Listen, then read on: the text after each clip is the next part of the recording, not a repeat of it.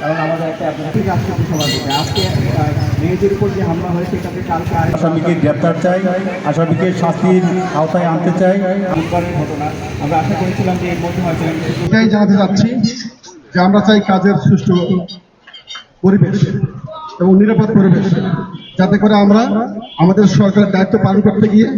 কখনো হেনস্থার শিকার না হই এবং কৃষকের প্রতি যে আমাদের যে দায়িত্ব আছে সেই দায়িত্ব যাতে আমরা ইনশাআল্লাহ সঠিকভাবে পালন করতে পারি সেটাই আমাদের কাম্য। এবং আমাদের সমাজ উপজেলা কৃষি অফিসার বাংলা শেরপুর উনি যে হামলার শিকার হয়েছেন সেই হামলার আমরা প্রতিবাদ জানাচ্ছি এবং সুষ্ঠু বিচারের দাবি জানাচ্ছি এবং অতি দ্রুত গ্রেপ্তারের দাবি জানাচ্ছি।